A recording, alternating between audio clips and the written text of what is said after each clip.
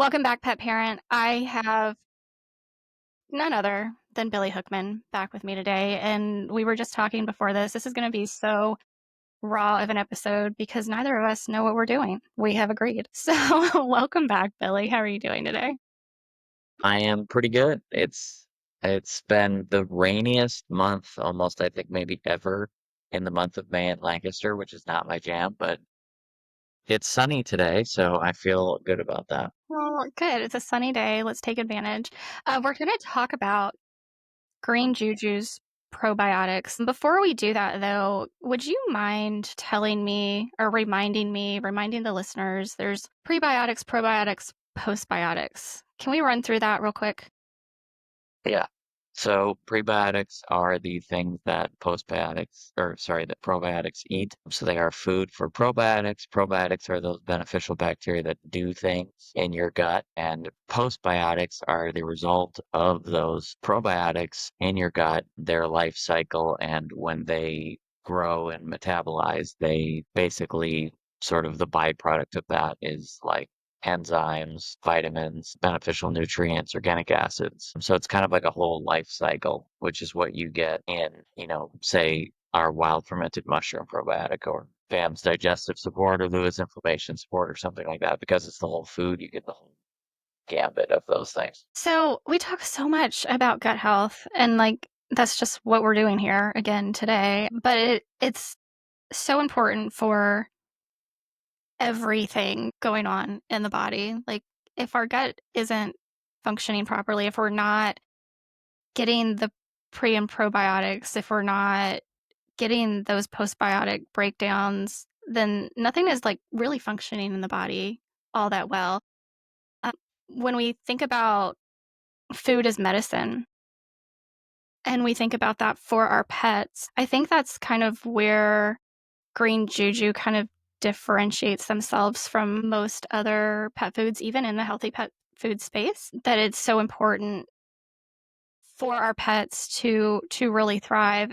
But what was it like? Why did you decide to go out and play around with making these probiotic formulas? Like what were you seeing or what were you looking for that wasn't there in the market? Yeah, that's an interesting question. I was actually at a trade show over last week for like our retailers, and a couple of them came up and they were like separately were like, "Oh, we think you're doing like the most innovative stuff in the industry," and that was a huge compliment. And that's really what we strive for is to when Kelly and I create all the products, it comes back to like the premise of we don't know what the best diet is for a dog or cat. Like we have a good foundation for it, but we always need to improve on it. We always need to, and that's where like I consider I consider that my strongest asset is like creativity in that realm. I really like established knowledge and all that kind of stuff, but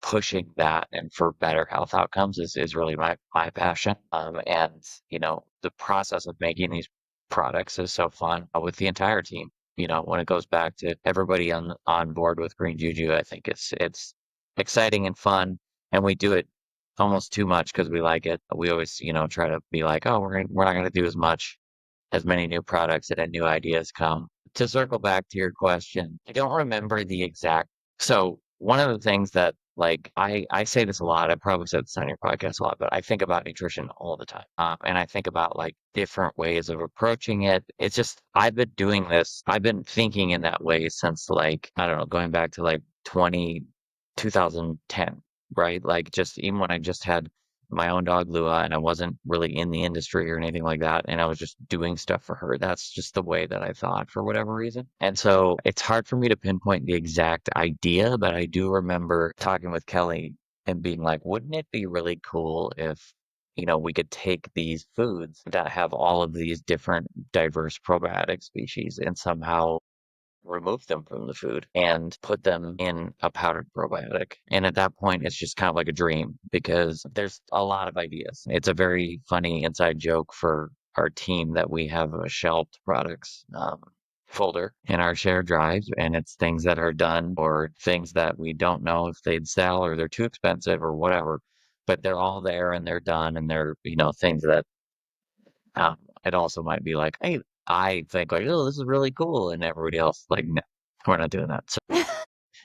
So it really depends on that. But I've always been really obsessed with this idea of naturally occurring probiotics versus, you know, what we see as traditional probiotic supplements.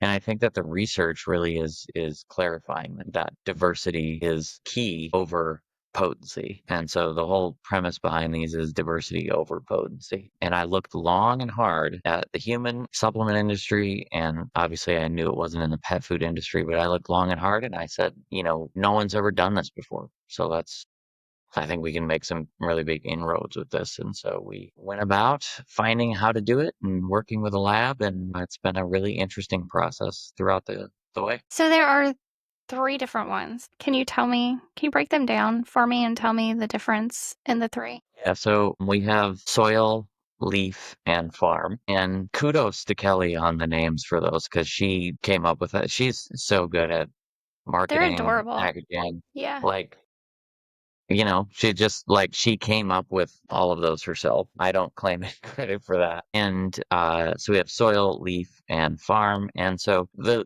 first part is, I guess the first thing to go would be to go into how we make them.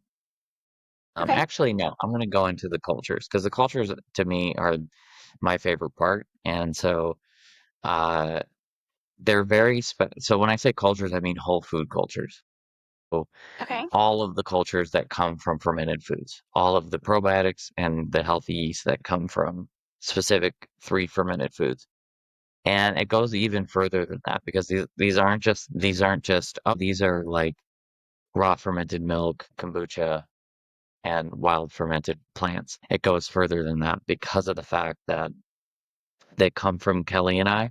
And, we have our cultures, and it's kind of a cool thing. We could send those out, to be very nerdy. We could send those out into the world. But soil is derived from Bailey's blend.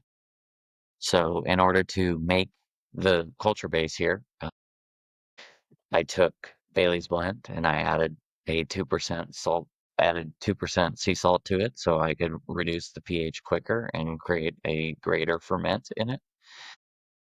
All of basically, much like when you look at any of our fermented products, all of the probiotics in soil come from the broccoli, the green cabbage, the cilantro, all those things that are in Bailey's blend. So I think it's like 8 different plants, right? A very unique blend there. And typically, when you look at the literature, those are going to have at least 500 different species on average in any wild fermented vegetation. So that's really like nature. That's essentially like the probiotic powder version of letting your dog go out into the grass and eat dirt and roll around because there's soil-based and non-soil based cultures there. There's such a wide diversity of them. And we've already seen some amazing results in our testing. We are going down the path now of 2 clinical research studies, but even in our testing and some of our data that we currently have, we've had some amazing results. And it's really cool when you can combine like interesting theory and real results. So a good example of that is the reason why I think this works so well is because we've really removed dogs and cats from their evolutionary environment. So Mhm. when it comes down to it, they don't live in the woods anymore. They don't sleep outside. They don't, cats don't go outside at all usually. And so that's great for them. They're very comfortable. My dog's very comfortable between my legs under the blankets every night. I'm not very comfortable, I will say, when he does that. But I let him do it for whatever reason. And so, or when he's pushing me off the bed. So that's living with a dog. So, but that's not great for his microbiome. And so it's really nice to be able to have this theory and go, this is like the probiotic equivalent of letting them do that because it brings it into the bowl. And then we had a case study that we did with Barbara Royal's lead vet tech, which they did a gut dysbiosis test, which it started at, so 0 is basically no gut dysbiosis. And so she tested before she did soil and she had a 3.8, which is a pretty high level of gut dysbiosis. And that same test measures for pathogens and then toxins coming off of those pathogens. And she did soil for a month and then retested. This gut dysbiosis went down to zero point 0.8, so almost healed. That Wow. tested negative for pathogens and tested negative for the toxins coming off those pathogens. So we think that's a really good, just specific case study instance, which is kind of why we're going down the research, the the clinical research route with these. So it's really cool when you can have that in theory and then see it actually in practice. And so that's what I think we're going to see. And when I go into the usability, I'll talk a little bit more about that. But so that's soil, and it's just a really, it's hard to say that you can outdo nature in this instance, because this is like Yeah. nature's version of a probiotic. So we also So have, wait. Because so that's where my mind drifts, talking about you can't outdo nature, right? And I know we've talked about this a couple of times on the podcast where you had to completely rethink HPP, and now I'm looking at these probiotics and I'm like they look incredible. They're so wonderful, but like that kind of like naturalist mentality kind of, I feel like I'm having, or maybe you had to, and maybe other people out there who are just like, but nature provides, let's just do what's natural. Let's just go out and get whatever from nature. Like the fact that you are taking these and you're sending them through a laboratory and removing the food, like, how do you feel about that, really? How do you feel about that? yeah, that's a great question. Well, first of all, on the HPP thing, I think it's an interesting way to look at food safety in general. Is it doesn't matter what the food safety method is. You're taking a natural process and applying it. You're taking naturally existing things and applying them in non-natural ways. Hmm. So, bacteriophages, you are taking these viruses that attack bacteria and you're applying them in amounts that you don't see in nature, right? Sure. So, fermentation, you're taking these bacteria that exist in nature and you're applying them in amounts that you don't see happen naturally in nature, right? HPP, you are taking pressure, which obviously exists in nature, and you're applying it in amounts that don't exist in food in nature. So I think with all food safety steps, you're taking natural processes. Well, unless it's like I would say in the main three that you're looking at in raw food for pets, right? Each one of them is a naturally existing process that you're applying in an unnatural way. And that's what it takes to, control pathogens essentially. So I don't agree that, so if you say nature is best is just a starting point. If you say nature is best and that's where you end it, then that's a logical fallacy. It's a appeal to nature logical fallacy. And you cannot build an argument based on a logical fallacy, at least not one that's going to be true because of that reason. So that's just a starting point. And so I would say, like, when I say it's hard to outdo nature, what I mean by that is it's hard to outdo what is naturally existing in the environment, because in this one specifically soil, we're letting the environment grow as a probiotic, and we still need to see the results in the animals, which is the actual science part. So we start with this concept of nature and then we move forward, because here's another good example of that. If someone were to say humans are the only species that drink milk in adulthood, like that I've really heard sounds that. like I don't know if that's true. that's like a cohesive argument, but then Okay. you apply that to other things and you say, well, humans are the only animals that use iPhones. So what, right? No, I'm training my dog to use my iPhone. No, I'm just Well, kidding. there you go. So that doesn't give it a negative or positive value. You then have to look at what is the actual science behind milk. Is it digestible? All these different things. So I use that as an example of kind of what I was talking about. So, and I think we will address that as well. Sorry, I do How we like got how you called out iPhones when you don't use an iPhone, but That's a good um, point. I'm I I'm get made laughing fun because of. I get made fun of all the time for that, and from the Green Juju folks. really, Yes, hundred yeah, I percent. know. I get so frustrated when I send somebody a text for the first time and it doesn't come back blue, it comes back green. I'm like, oh, do I want to talk to this person anymore? those are the people that want good cameras. So, as it turns out, But okay, all right. So those are my people. back And to ones that want the biggest phone that's ever existed in the the history of the biggest. Yeah, yeah. I'm kind of intentional about like whatever version of the iPhone I go get. I'm like, what's the smallest version of that iPhone? Because I don't like. I still want to be able to put it in my pocket. Like, how do you? I mean, I guess your pockets are bigger than mine, but Yeah. I don't know. Yeah, I just go what's the best camera, and this one has 5 cameras, so it has to be the best one. That's what so maybe What if were we it's the talking about? We were talking about. the phone would be 6. That's crazy. It just blew my own mind. So we're talking about soil, and I will kind of address more of that too, I think, when we get into like the usability of it, of all these. All right. Okay. And kind of the concept that we were like going for. So we also have farm, which comes from fermented raw milk and is a very special culture itself, which is my raw yogurt. I don't know what's going on with my voice, but it's just going to be what it is.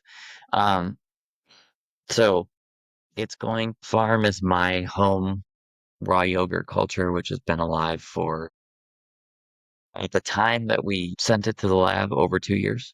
So Can I ask you what you named it? I have no name for it. You have no name for it? You call it alive, but then you don't name it? I don't have a name for or a gender for that. I do have a gender for my kombucha Scoby. She's a girl, but She's a girl. no That makes names. sense because it's life. It's life-giving. It Yes, makes sense. it is. It is the most intense culture, the yogurt culture, because it's so basically. I'll go into why it's intense because I'm the only one who drinks this stuff, but Okay. which is good that we put it in the cultures into this powdered form. So this is both cow and goat milk, and it's mostly cow because that's what I actually prefer when it comes to, the taste of it. But so essentially, I started with a standard yogurt culture and made yogurt um, at 100 degrees, which means that it maintains all of the nutrients and and bacteria content of raw milk. Right. And so I'm adding these cultures, but the other cultures will grow as well. So we started there.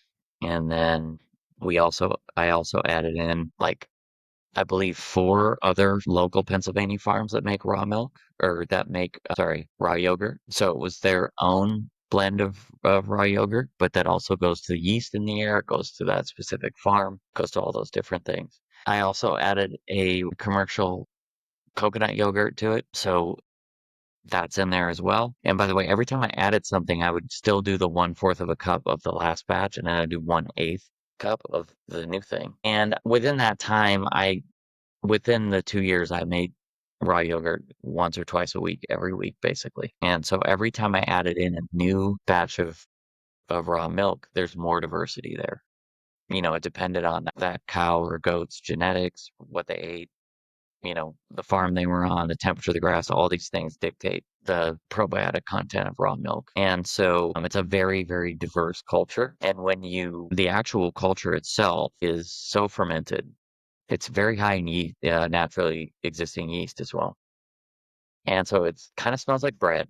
Was the first thing. I've never added yeast to it, which is interesting. Kind of smells like bread, and it's very tangy. There's like basically no So where sugar is it getting the yeast from? Is it just the environment? from the raw milk and from the It's environment. just Yeah, there. and Okay. so and yeast tend to proliferate even better than bacteria. So It it it's very tangy. There's literally no sweetness to it, essentially. It's very like thick for raw yogurt, and it's slightly carbonated. Like that's how fermented this is. And so I Wow. enjoy it. I had it this morning, but no one else in my house will drink it. So, in fact, even Huckleberry was like, "Whoa, this is intense." So, so it's a good thing for people that so we're taking this huge culture base. So if you look at the literature on raw milk, you have like at least 3,000 different cultures in healthy yeast. And in this case, the lab actually took the culture and grew it in one environment that was conducive to yeast and one environment that was conducive to bacteria. And we use a 50-50 split of the yeast and bacteria. that make up the entire culture. And we do that for both leaf, which we'll talk about, and farm. So this is like, even for being fermented raw milk, this is an incredibly diverse culture. So really proud of that as well. And leaf is a reference to tea leaves because it's kombucha based, and it's my kombucha SCOBY, which has been alive for over 10 years and is in the same way incredibly diversified. So it's actually lived in several different regions. So it's lived in LA, it's lived in Philadelphia, it's lived in Lancaster, where I live now, and it has many of my mentors and friends' scobies added into it for that bacteria diversity. It has a bunch of a bunch of the farmers I shop with around here make kombucha. So they will sell their kombucha or their SCOBY, and I'll use it as a starter, that kind of thing. So it has a lot of PA farms in it as well, and just countless commercial brands. So I've made it a practice in the past of being like, oh, this is a new brand and they have a plain kombucha. So I can use this as my starter and inoculate that into the general diversity. So like I said, it's been going for 10 years and it's full of really good yeast and really good bacteria. And so it was really neat for me personally to be able to kind of, put those out into the world and get to see the dogs and cats of America really benefiting from those things. It's also Mhm. kind of interesting for me because they're just like what I consume on a daily basis anyway. So it's weird that they're kind of like out there in stores. Yeah. So that's really the story behind each one of those cultures. So tell me, I mean, I've listened to you talk about this, but describe this process of removing the food. Like, how do you It's the get it hardest to the part. powder? I think that's the hardest part for people to wrap their minds around. And that was the Okay. reason why we do retail training videos for stores. And we had to like redo the whole video recently because when we were coming out with this, we were figuring it out. And, how do you explain this high level thing to a part-time Mhm. pet store employee? And so Or somebody like basically what me, like, basically what happens is we take I sent the cultures to the lab we work with. So I grew out the kombucha. I don't know if this is particularly relevant, but it was blueberry kombucha, that specific batch that I sent. Because I make all different, every time I make kombucha, I second ferment it. So the current one I have is pomegranate, like blueberry, whatever, right? So I take the culture and I sent them to the lab. And what the lab does is first they test it to make sure there's no pathogens in it. And then they check the probiotic content of those specific batches. So it's actually kind of cool for me in the first place because I got some like professional lab testing on my own yogurt kombucha, right? So that was pretty cool. Just generally, so because I'm a nerd and think about, oh, I'm getting this many probiotics per this, for myself every day or for Huckleberry, whatever. And so we send those to a lab, and what that lab does is they take those bacteria, they take that culture and they grow it in a different medium.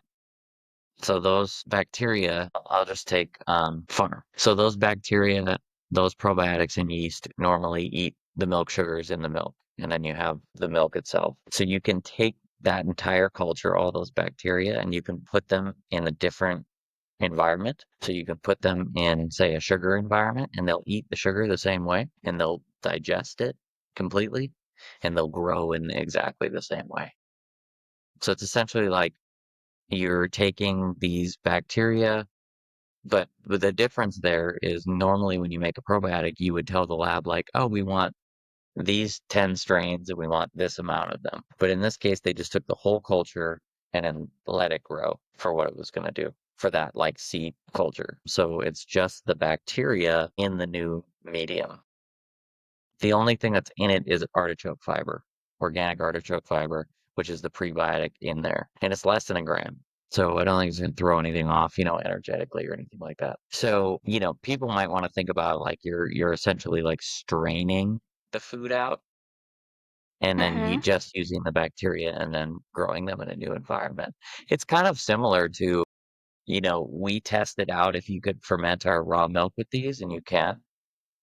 It's kind of a Okay. similar thing. I mean, if you took soil and wanted to ferment our raw goat's milk with it, you would be taking bacteria that usually feed on the fiber in plants and you're putting it into milk and now they're going to feed on like lactose sugars. So it's kind of a similar thing, and you're just taking the food away from it. So it's just the bacteria and yeast. And the really cool thing is, so let's say you're like, I like soil. Soil is the one I'm going to use. I recommend rotating between them, but if you were going to say just use soil, when the lab makes a new batch of that, they're just they take the seed culture and they're just growing out the whole culture. So every time they grow it out, it'll grow out in different ways because it's not 100% Mm. predictable. So Yeah. essentially, what will happen is you'll get the same bacteria, the same probiotics, but you'll get them in different amounts. So it's kind of like rotating supplements without even having to rotate a supplement. So that was actually one of my questions.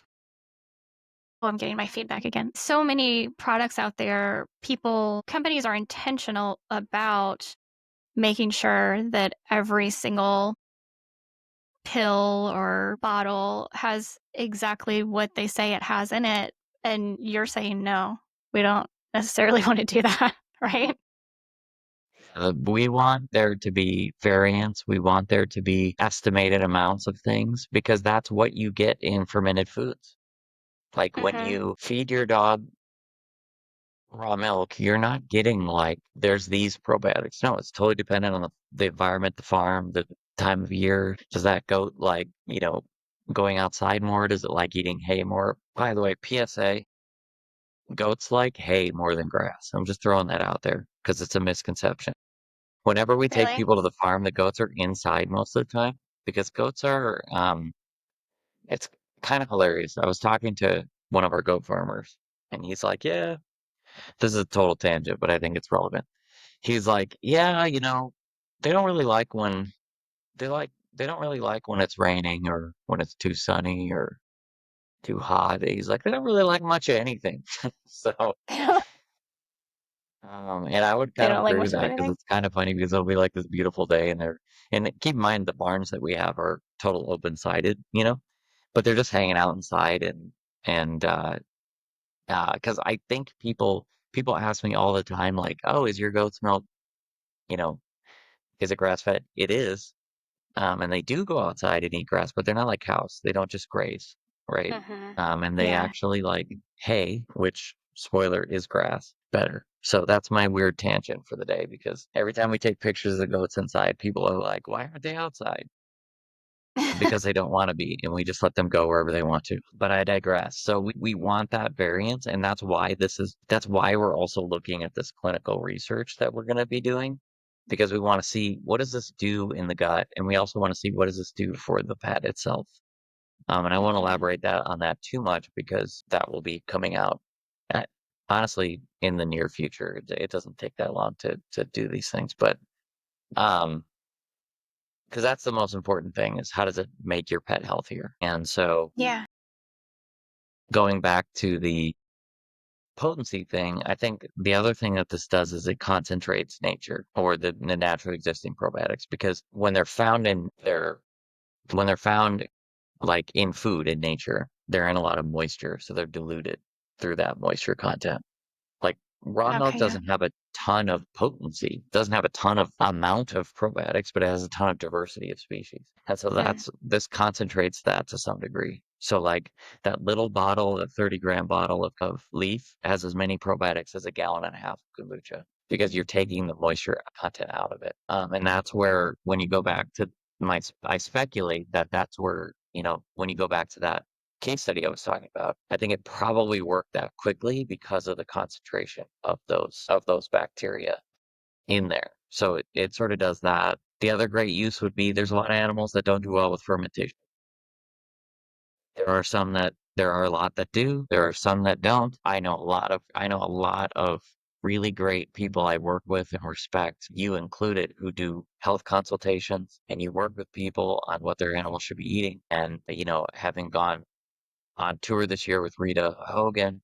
And I don't know, I kind of struggled with her name there, which is fitting because if she watches this, she always pronounces my name wrong. So I'm gonna see her on Friday. We have an event on Friday, so I'm gonna make fun of her I've been meaning to make fun of her for that. But so I totally just lost my trail. So not every animal can do fermented foods, and so this is a great way to Hmm. be like these. this is the bacteria from fermented foods that's so beneficial, but it's just the bacteria. And then I think the coolest thing I've learned on that tour is about food energetics. I don't know.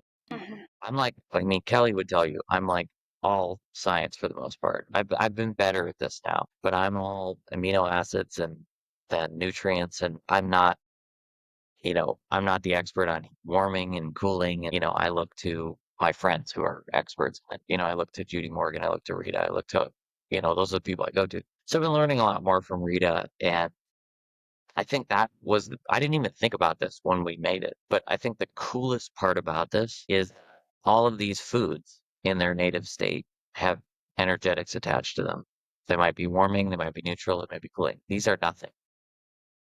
These bacteria aren't warming, cooling, or neutral. They're nothing. And so now if you're working with someone who needs, say, cooling foods, but would really benefit from the probiotics in raw fermented dairy, you can use these now as, it helps there, but I don't think your animal needs to, you know, not be able to do something to use these. I'm going to use them every day. I have been using them. And so I think the other thing that people can do as well is if they have something that works really well, they can rotate with that too. If they do a probiotic that works for them, great. So you could rotate with that, or you could use them together because ours is Mhm. high diversity, low potency. It's just food. It's just food based, right?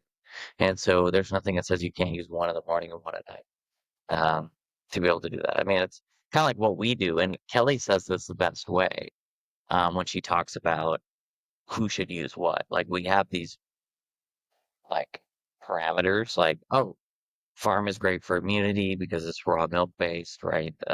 Leaf is really good for yeast issues because it has all these native species of happy yeast that cannot crowd out bad yeast. And then you say like soil is really good for, allergies, general diversity, that kind of thing. But it's like deciding between like, which one do I want to pick specifically? Do I want to drink kombucha? Do I want to eat yogurt? Mhm. Do I want to eat fermented vegetables? No, you should probably do all those things. And Yeah. so either rotating between however people want to rotate, I think is the best way to go. But I think really the proof is in the pudding. I think just try it. If it works, great. Yeah, I'm not shy about posting on social media that I use a lot of Green Juju products myself, like on me. I've used the veggie blends in my smoothies when I have been too lazy to go to the store and buy fresh veggies, and I drink the milk all the time. And it's interesting that you're like you prefer cow's milk, and for a long time I did too, and I'm actually starting to prefer the goat's milk, which is interesting to me. But I can see myself using these probiotics as well. And I know what you're going to say. You're going to say these products are made for dogs and cats, and I cannot condone you using these products. But I do, and they're wonderful. And this is my You know, podcast, so I can say it. that's true. I do agree with your statement. I don't, we make everything for dogs and cats. I do think that out of anything, I do think that honestly, these probiotics are the most relatable to people, right? Because Yeah. they're food and they're food based, and we took traditional foods that humans have been making for a very long time and made them into a probiotic supplement. And so I don't really see any reason why that would be up to without getting totally into that with humans as well. And that's the thing about Green Juju. I mean, although we do sell for pets, everything we do is of the highest quality we can Hmm. do. And, that just comes back from when I originally joined Green Juju. That's how Kelly's always done it. And I've actually been there 4 years as of this month, which is crazy, but Wow. it's been really fun to do that. And I don't think Antoine would kill me for saying this, but hopefully he doesn't, because I'm not going to tell you anything about it. But there could be something new coming very soon. There's always something new coming very soon that you can't talk about. I don't like always. That's very true. So there could be. I'm just saying there might be. There's a good possibility of it, and I'm excited about it.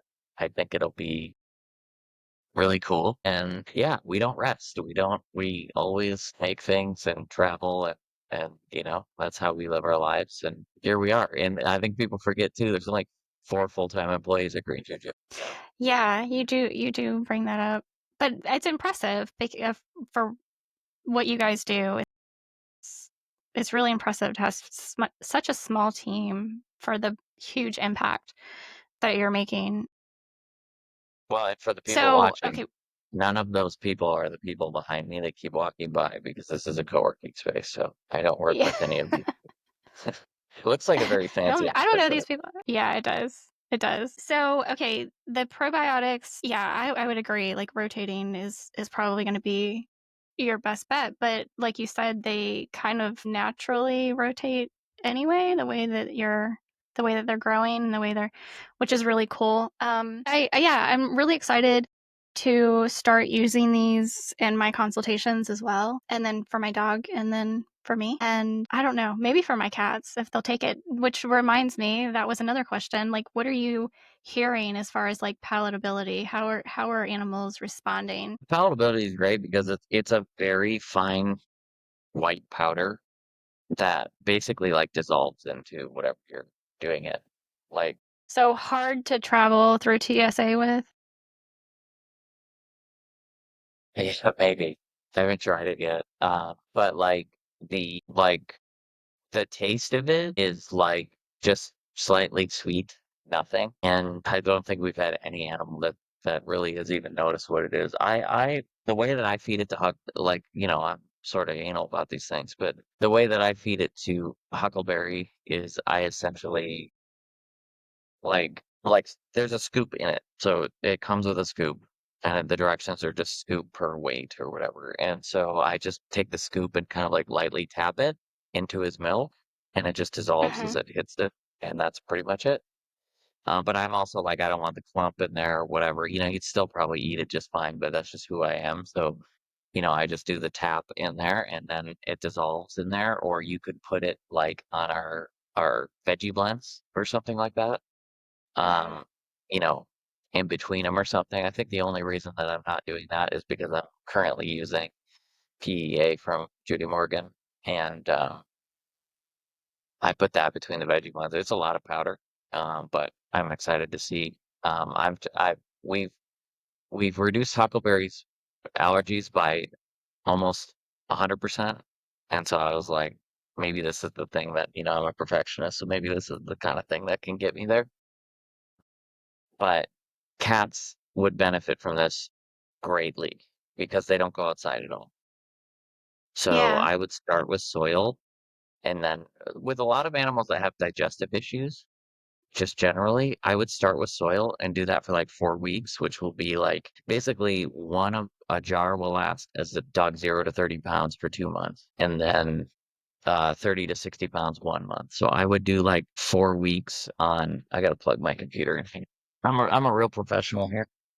I don't want my Billy, battery to run out. I thank gotta you for answer. taking me so seriously. I appreciate you so much. So I do this during meetings. Thank goodness this is a I, recording. uh, I'm going I'm to leave really this good. in just so people get an idea of how you treat me. So going back to cats, so I don't lose my train of thought. They're inside all the time, which we love them and it protects them, but it's just not good for their microbiome. And so, Hmm. the other thing that I feel like I would really want to mention, and this is kind of like a hot button issue, and I kind of want to give a new Oh take on it, no. Okay. is fecal transplants. So fecal Yes. transplants, they are great. They work, right? However, I think that our probiotics are specifically suited to use long term after fecal transplants. Because basically, at least what you see, and I've actually had meetings with some people that work in fecal transplants, and I've asked them this question. I haven't got a super good answer on it, which is like, okay, you do the fecal transplant, you fix the gut, right? Then what happens a month later or 2 months later, Right. Yeah. right? Because that happened because of the environment, because of the food, because of all these different like Hmm. factors. And the story that I bring up when someone says this is there was a guy who was actually living with a tribe in Africa who were like hunter gatherers and they would eat like hundreds of different types of plants. And because of that, they had these like amazingly diverse microbiomes.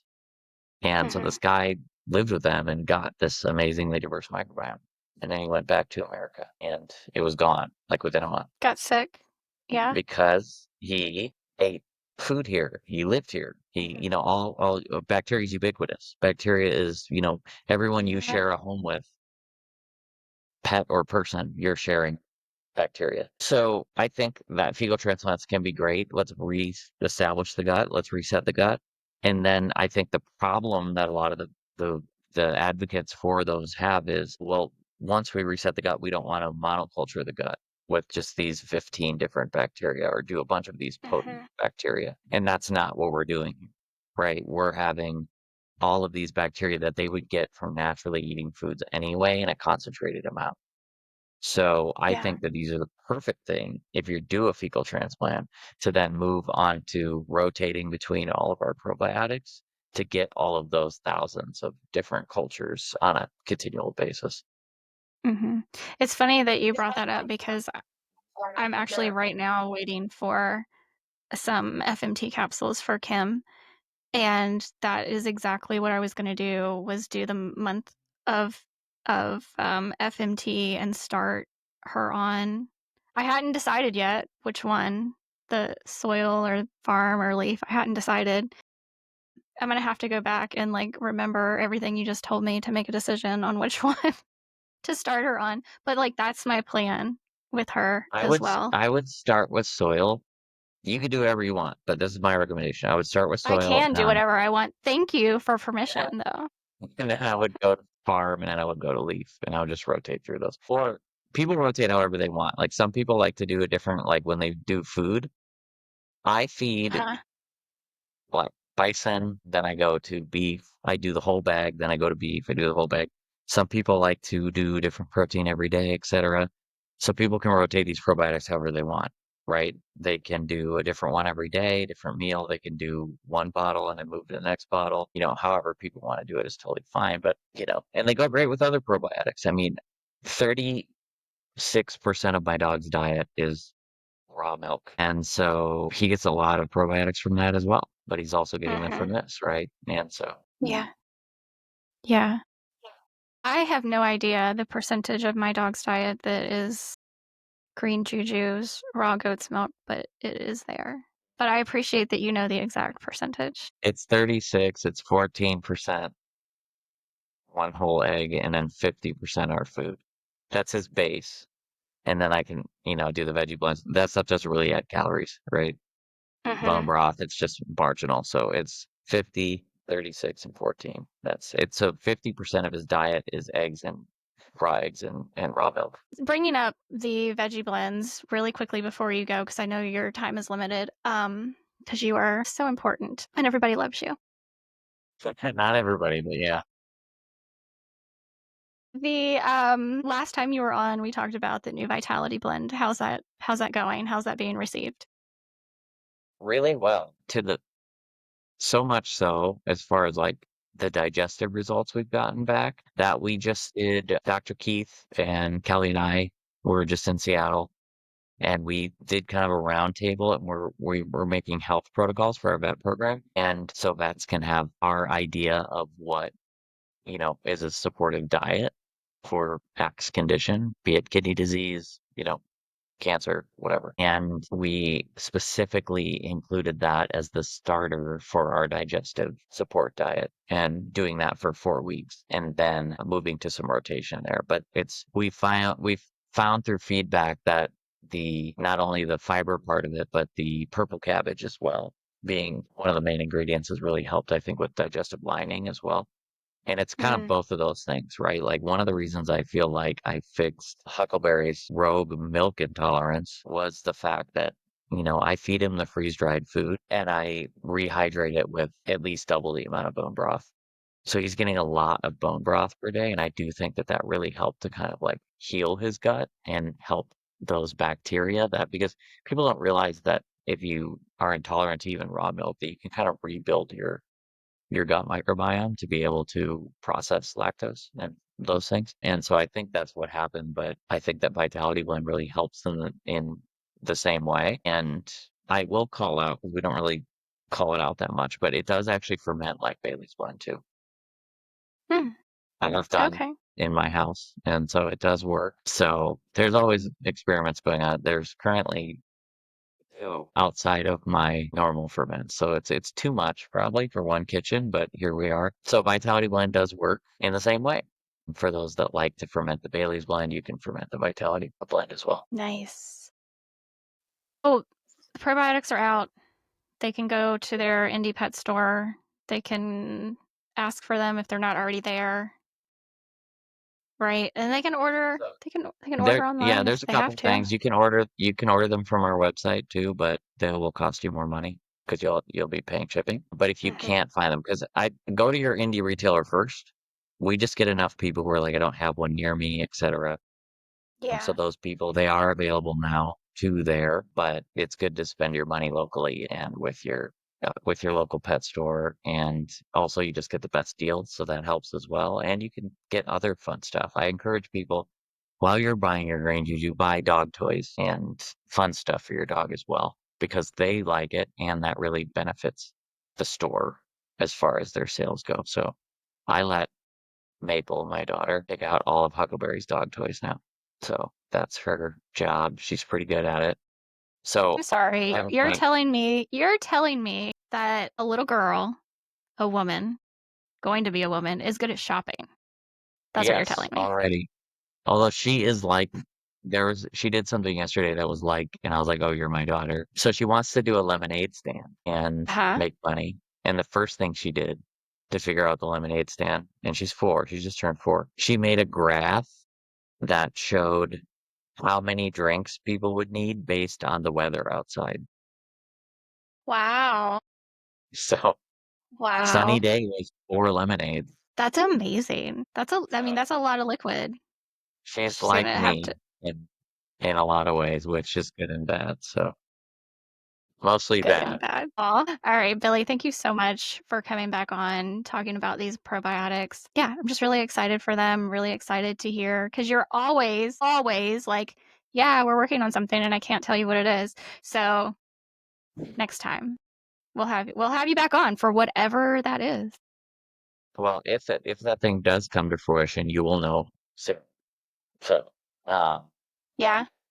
the world will know soon. I appreciate it. By the way, if anyone wants to has any other questions, if you just reach out to info@greenjuju.com, I answer all the nutrition questions that come into Green Juju. So I'm happy to help anyone at any time. Just let me know what I can do. I'm just gonna start emailing you all kinds of questions. No. Yeah, that'd be great. And I'll be like, this is the first one that I'll be like, I didn't get your email. I don't know what I'm talking about. I have no idea. It's not working. No idea. Oh my gosh, she's gonna block my email now. All right. Thanks so much, Billy. I appreciate you guys. Please have a great rest of your week. Give your pet some extra love from me and Billy this week, and I'm sure we'll have him on again soon. Bye.